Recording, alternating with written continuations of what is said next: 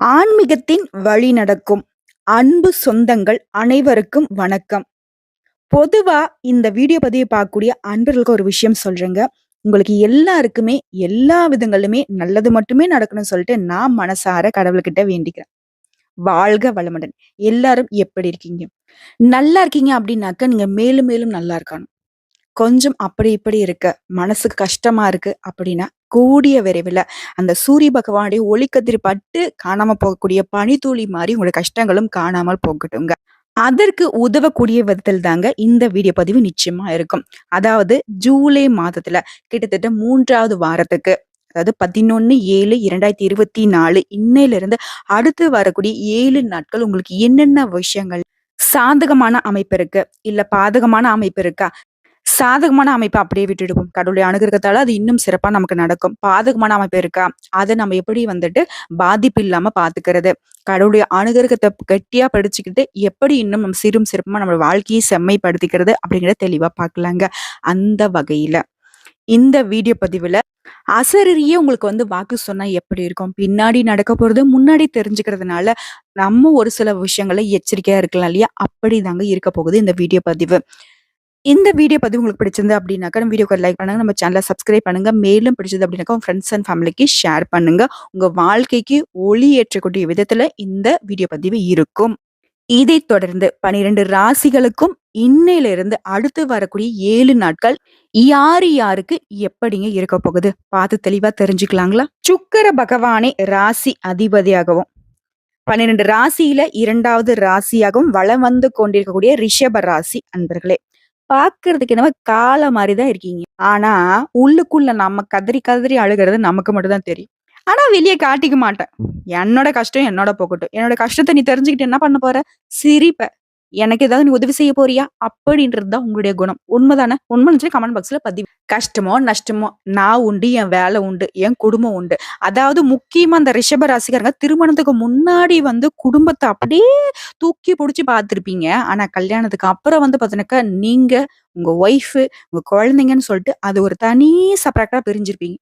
உண்மை நினைச்சா கமெண்ட் பாக்ஸ்ல பதிவிடுங்க. காரணம் என்ன தெரியுங்களா? இவங்களால இருக்காது. இவங்களுடைய வாழ்க்கை துணையால இருக்கும். இவங்கள பொறுத்தவரைக்கும் குடும்பத்தோட ஒண்ணா இருக்கணும். முக்கியமா பாசத்துக்கு அடிமை. இவங்கள காலி பண்ணணுமா? நீங்க விஷம்லாம் வைக்க வேணாம். அன்ப காட்டி இவங்கள நீங்க அழிச்சிடலாம். இப்படிப்பட்ட அதாவது இவங்கள பேசுறப்போ நமக்கே கொஞ்சம் வருத்தமா இருக்கு. ஏன்னா, அந்த அளவுக்கு பாசத்துக்கு அடிமைப்பட்ட இவங்களுக்கு இந்த 7 நாட்கள், அதாவது இன்னையிலிருந்து அடுத்து வரக்கூடிய 7 நாட்கள் எப்படி இருக்க போகுது? சாதகமா இருக்க போகுது. கவலைப்படாதீங்க. ரிஷப ராசிக்காரங்களே, எல்லாருக்கும் நான் எதிரியாவே தெரியிறேன். சுயநலவாதின்னு சொல்லிட்டு இருக்காங்க மேடம். இதுக்கு ஏதாவது ஒரு பார்த்து சொல்லுங்கன்னு நீங்க கேட்கறதும் எனக்கு புரியுது. அதுக்கும் ஒரு தீர்வு சொல்வோம். இந்த வாரத்த பொறுத்தவரைக்கும் நீங்க திட்டமிட்டது எல்லாமே நடக்க போகுது. முக்கியமா கடன் தொல்லைகள் குறையும்.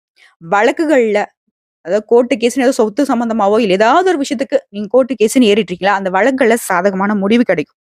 சொத்து சம்பந்தப்பட்ட விஷயங்கள்ல இருந்து தடைகள் அகலும். உறவினர்கள், நண்பர்கள் மூலம் உங்களுக்கு தேவையான உதவிகள் கிடைக்கும். முக்கியமா சொந்தமா தொழில் செய்யக்கூடிய ரிஷப ராசிக்காரங்களே, தொழில், வியாபாரம் எந்த ஒரு பிரச்சனையும் இல்லாம நல்லபடியா நடக்கும். நல்ல லாபம் கிடைக்கும். அடுத்த கலைத்துறையில இருக்கக்கூடிய அன்பர்களை பொறுத்தவரைக்கும் எந்த விவகாரத்திலும் சரி, மாட்டிக்கிட்டீங்க அப்படின்னாக்கா உங்களுடைய சாமர்த்தியமான பேச்சினாலையும் மத்தவங்களுக்கு முன்னாடி அவங்கள முன்னிறுத்தி நீங்க தப்பிச்சிருவீங்க. நீங்க எதிர்பார்த்த பணம் இந்த வாரத்துல கைக்கு சேரும். விருந்து, கேளிகை இந்த மாதிரியான நிகழ்ச்சிகள்ல பங்கேற்கக்கூடிய ஒரு சூழ்நிலை இருக்கு. அது உங்களுக்கு சந்தோஷத்த கொடுக்கும்.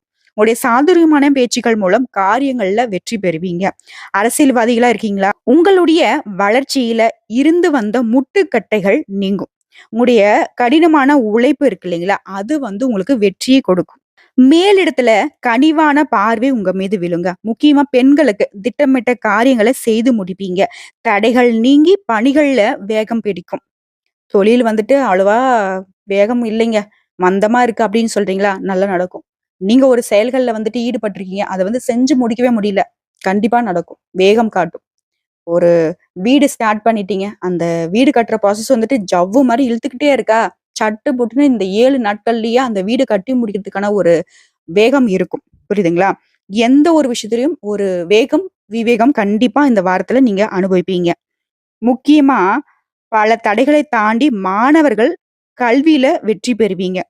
அடுத்தவர்களால உங்களுக்கு ஏற்பட்டிருந்த தொல்லைகள் நீங்கும். இப்போ வரைக்கும் பார்த்தோம்னா, பொது பலன்கள். இதுல நட்சத்திர பலன்கள பார்க்கிறப்போ உங்களுக்கு கூடுதல் தெளிவு கிடைக்கும். கார்த்திகை நட்சத்திரக்காரங்களே 2ஆம் பாதம், 3ஆம் பாதம், 4ஆம் பாதம் உங்களுக்கு எல்லாருக்கும் இந்த வாரம் சூழ்நிலை காரணமா மனசங்கடங்கள் ஏற்படும். ஆனா அது நீங்கிடும். மற்றவர்களுக்காக நீங்க பதில் சொல்ல வேண்டிய இடத்துல நிப்பீங்க. அதனால மத்தவங்களுக்கு இந்த ஜாமீன் நிக்கிறது, நான் உனக்கு பொறுப்பு அப்படின்னு சொல்லி போறதெல்லாம் கொஞ்சம் விட்டுடுங்க. அதனாலயும் மன உளைச்சல்களுக்கு ஆளாகிடுவீங்க. முன்கூட்டியே நான் சொல்லிட்டேன். கவனமா இருந்துக்கோங்க. வருமானத்திற்கு மட்டும் குறைவே இருக்காதுங்க. சரிங்களா? அடுத்த ரோகிணி நட்சத்திரக்காரர்கள பொறுத்தவரைக்கும் இந்த வாரம் வியாபாரிகளுக்கு குறிப்பா சொல்லணும்னாக்கா விற்பனை அதிகரிக்கும். மேலிடத்துல அதாவது உத்தியோக பணிகள்லயும் சரி, அரசியல் இருக்கக்கூடியவங்களுக்கும் சரி, மேலிடத்துல உங்களுடைய மதிப்பும், மரியாதையும் அதிகரிக்கும்.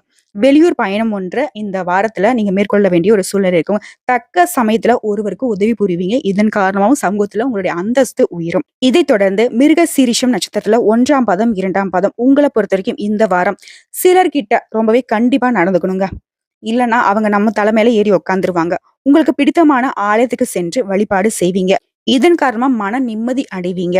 அதுதான் இந்த வாரத்துல விலை உயர்ந்த பொருள் ஒன்றை பரிசாக பெறுவீங்க.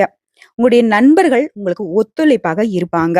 ரொம்பவே சூப்பரா இருக்குங்க ரிஷபராசிக்கு. அடுத்து வரக்கூடிய 7 நாள் ஜாம்ன்னு இருக்கு. பயன்படுத்திக்கோங்க. உங்கள பொறுத்தவரைக்கும் பரிகாரம்னு கேட்டீங்கன்னாக்க, ராஜராஜேஸ்வரியை தீபம் ஏற்றி வணங்க கடன் பிரச்சனைகள் தீரும். பெருசா ரிஷபராசி தான் நெறைய கடன் பிரச்சனையில மாட்டிக்கிட்டு இருக்கீங்க. தயவு செஞ்சு ராஜராஜேஸ்வரி அம்மனுக்கு தீபம் ஏற்றி வழிபாடு செய்யுங்க. அருகில எந்த கோயிலும் இல்லையா? மனசார வீட்ல இருக்கக்கூடிய படத்துக்கே பார்த்தீங்கன்னாக்க, நீங்க பூஜை செய்யலாம். அப்படியே உங்க வீட்ல இந்த அம்மனுடைய வழிபாட்டுக்கு தகுந்த படம் இல்ல அப்படின்னாலும் சரிங்க. ஒரே ஒரு அகல் மண் விளக்கு எடுத்துக்கோங்க. அந்த மண் விளக்குல நல்லெண்ணெய் ஊற்றி தீபம் ஏற்றி, தீப ஒளியில அந்த ராஜராஜேஸ்வரி அம்மன் இருக்காங்கன்னு நெனச்சு நீங்க வழிபாடு செய்யுங்க.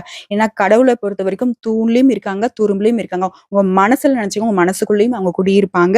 ரிஷப ராசிக்காரங்களே பண விஷயத்துல ரொம்ப கவனமா இருங்க. போதும். இப்ப நீங்க கடன்காரங்களா இருக்கிறது கூட மத்தவங்களுடைய செயல்பாடுகளால மட்டும் தான் இன்னைக்கு நீங்க சூழ்நிலை கைதியா கடன்காரங்களா மாட்டிட்டு இருக்கீங்க. இந்த விஷயம் உண்மை நினைச்சா கமெண்ட் பாக்ஸ்ல பதிவிடுங்க. இதுலருந்து வீடு பதிவுக்கான நான் வாய்ப்ப சொல்லிட்டேன். வாய்ப்பை பயன்படுத்திக்கோங்க.